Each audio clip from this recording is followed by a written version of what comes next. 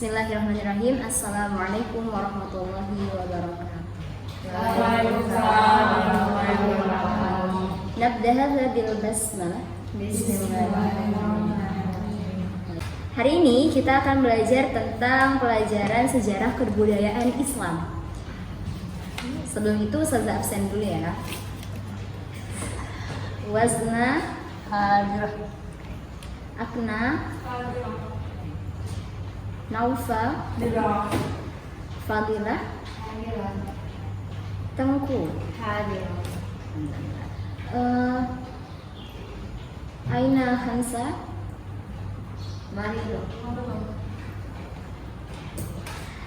Hari ini tema sejarah kebudayaan Islam yang akan kita bahas adalah Perang Khandaq. Ada yang pernah dengar Perang Khandaq? Pernah? Sering? Enggak. Apa tuh? Perang Khandaq. Ada yang tahu nggak nama lain dari Perang Khandaq itu apa? Perang Khandaq nama lainnya itu Perang Ahzab. Bahasa Arabnya itu Ghazwatul Khandaq. Fi sanatil khamisati haddathat Ghazwatul Khandaq wa tusamma bil Ahzabi aidan. Jadi sama antara Perang Khandaq dan juga Perang Ahzab. Akan membahas tentang Perang Khandaq. Perang Khandaq terjadi pada tanggal 5 Hijriah Kenabian pada bulan Syawal. Perang Khandaq ini berasal dari bahasa Persia yang artinya parit, jadi menggali parit. Nah, ini kota Madinah, kemudian itu parit dan ini pegunungan. Jadi kota Madinah ini dikelilingi oleh pegunungan dan wilayah yang terbuka adalah yang berisi parit tersebut. Kalian bisa lihat, ini dalamnya parit. Jadi ketika kuda melewati atau orang tanpa berkuda itu tidak bisa, karena mereka akan langsung jatuh ke dalam parit tersebut.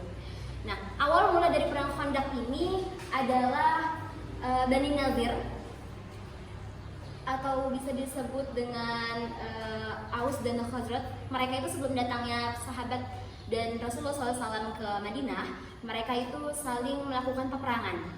Sampai akhirnya Rasulullah membuat sebuah perjanjian ketika Rasulullah sampai di Madinah yang namanya adalah perjanjian perdamaian atau yang disebut dengan Piagam Madinah. Jadi perjanjian perdamaian ini antara kaum Khazraj dan Aus. Isinya adalah tidak boleh saling berperang di antara mereka dan semua agama bebas melakukan atau mengerjakan ibadahnya dan sesuai dengan kepercayaannya mereka. Tetapi ternyata Bani Nadir ini mengkhianati. Mereka memiliki keinginan untuk membunuh Rasulullah SAW. Namun kabar ini sudah sampai ke telinga Rasulullah SAW. Akhirnya Rasulullah memerintahkan pengikutnya untuk mengusir Bani Nadir dari Madinah. Nah, Bani Nadir ini beragama Yahudi, jadi bisa disebut dengan Yahudi Madinah. Kalian pernah dengar Yahudi Madinah?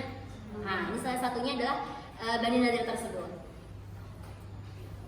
Kemudian Rasulullah SAW akhirnya Bani Nadir ini dikepung oleh sahabat dan Rasulullah. Kemudian mereka pun akhirnya menyerah dan mereka pun terusir dari Madinah. Karena sakit hatinya mereka, akhirnya mereka pergi ke Mekah menemui Abu Sufyan. Ada yang tahu Abu Sufyan itu siapa? Tahu siapa? Abu Sufyan itu pemimpin kaum Quraisy pada saat itu. Jadi mereka minta bantuan Abu Sufyan. Kan mereka tahu ya kalau Rasulullah SAW dan para sahabat itu datang ke Madinah karena diusir dari Mekah.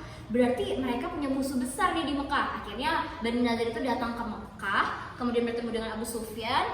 Akhirnya mereka saling bersekongkol ya untuk memerangi Rasulullah dan para sahabat di Madinah. Berangkatlah mereka membawa 10.000 pasukan. Kalian bayangkan 10.000 pasukan. Sedangkan kaum muslimin hanya memiliki 3.000 pasukan saja. 10.000 lawan 3.000 itu tidak bisa.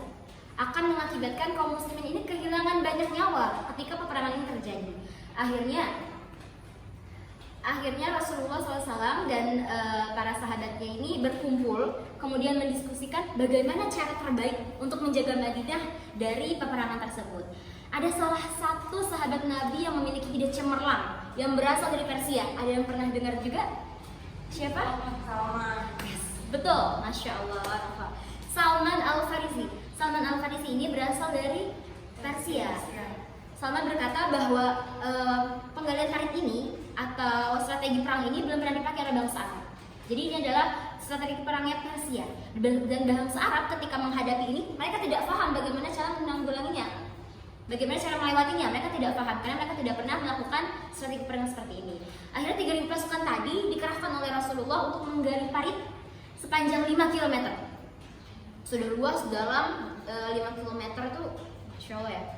Jadi gini, perjalanan dari Mekah ke Madinah itu bukan kayak kita sekarang yang dekat sejam, 2 jam, enggak. Mereka membutuhkan waktu berbulan-bulan, sehingga Rasulullah juga menggunakan waktu itu untuk menggali parit. Kemudian setelah mereka datang ke Madinah, mereka kaget, kok bisa Madinah tiba-tiba di depannya tuh ada penjagaannya, itu parit. Mereka tidak bisa melewatinya. Akhirnya mereka berdiam di depan parit tersebut. Kemudian mereka berpikir bagaimana strategi selanjutnya. Mereka berkemah di sana selama 1 bulan lamanya. Tapi ada yang berhasil masuk. Sekitar 5 orang yang berhasil masuk, tetapi dihadang oleh Khalid bin Walid. Ada yang tahu Khalid bin Walid? Insya Allah tahu ya semua ya. Khalid bin Walid adalah pemimpin pasukan perang di mana setiap peperangan yang diikuti tidak pernah mengalami kekalahan. Akhirnya selama 1 bulan lamanya mereka berperang, mereka kehabisan makanan. Kemudian Madinah itu juga mengalami sebuah cuaca ekstrim. Jadi Allah mengirimkan bala bantuannya berupa angin topan, angin yang sangat dahsyat. Kaum musyrikin ini kocar-kacir, dan di tengah peperangan pula mereka memiliki perdebatan dengan Yahudi Nazir. Kenapa perdebatan tersebut? Kalian tahu, Bani Nazir itu orang Yahudi, tidak boleh berperang di hari Sabtu. Nah, kaum Quraisy merasa ini adalah sebuah kecurangan. Mereka merasa dibohongi oleh Bani Nazir seperti itu. Padahal itu memang salah satu syaratnya mereka gitu, karena mereka orang Yahudi, tidak boleh melakukan peperangan di hari Sabtu. Kalian tahu kan, kalau strategi perang, kalau peperangan ada salah satu dari anggota peperangan itu tidak klop, ya bisa dibilang tidak klop ya, itu akan mengalami kehancuran peperangannya. Seperti itu. Setelah 1 bulan lamanya, karena kehabisan makanan dan lainnya, akhirnya mereka pun pergi dari Madinah. Mereka kembali ke Mekah dengan membawa kekalahan. Seperti itu. Akhirnya Rasulullah SAW dan para sahabatnya datang kembali ke Madinah, karena kan tadi itu menutupi Madinah, tapi bukan di Madinahnya ya, hari tersebut. Mereka kembali ke Madinah dan mengabarkan bahwa peperangan telah usai dan mereka sudah aman. Nah, di dalam penggalian parit tersebut juga Rasulullah dan para sahabatnya ini menemukan sebuah batu. Ada yang pernah tahu ceritanya? Menemukan sebuah batu, dan batu itu ketika dipukul keluar cahaya. Ya. Sampai 3 kali bahwa Rasulullah mendapatkan sebuah kabar Muslim atau Islam akan mengalahkan atau menguasai Persia, kerajaan San'a dan lainnya, wilayah lainnya. Dan benar, menurut Salman Al-Farisi itu ikut perang sampai di kemudian hari ya. Rasulullah sudah wafat, Salman masih ada kan. Salman mengakui hadis tersebut benar-benar terjadi.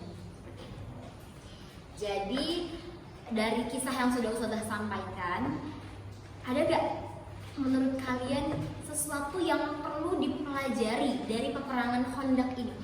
Sesuatu yang menurut kalian berarti kalau misalnya perang tuh butuh apa sih? Butuh apa kalau perang tuh?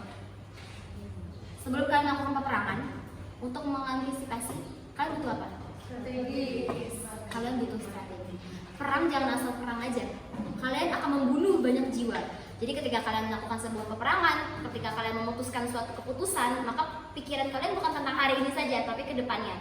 Bukan memikirkan diri sendiri saja, tapi memikirkan umat. Begitupun peperangan yang mungkin akan terjadi di masa depan.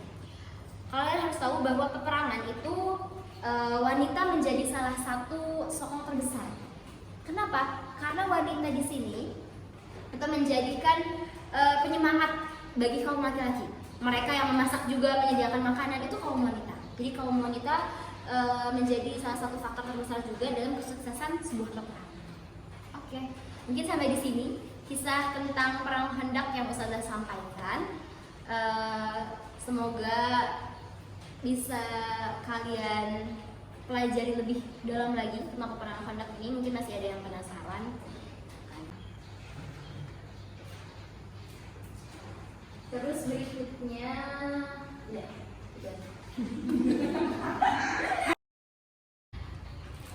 punya sedikit door prize ya. Iya, bagi siapa yang mau bertanya. Siapa nih yang penasaran? Adakah yang ingin bertanya? Coba tunjuk tangan. Tengku, apa yang mau Tengku tanyakan terkait perang Khandaq ini? Apa hikmah dari perang Khandaq? Oke, hikmah ya. Tadi pertanyaan Tengku adalah apa hikmah dari perang Khandaq? Perang Khandaq ini memiliki banyak hikmah. Salah satunya tadi ya, membuat strategi perang. Kemudian tidak boleh ada pengkhianatan, karena ketika kita melakukan sebuah pengkhianatan, maka yang rugi siapa? Kita sendiri. Yang rugi adalah kita sendiri. Kemudian juga ketika kita berperang, kita tidak hanya memikirkan diri sendiri, tapi juga memikirkan umat, memikirkan orang lain. Itu adalah salah satu hikmah di balik perang Khandaq, bahwa Allah memiliki peran besar dalam kemenangan Islam. Janji Allah itu pasti. Oke, cukup sekian dari Ustazah. Pekan depan kita review lagi pelajaran yang hari ini. Jadi mohon untuk diulang kembali. Terus kemudian ada quiz. Ya. Cukup sekian dari Ustazah.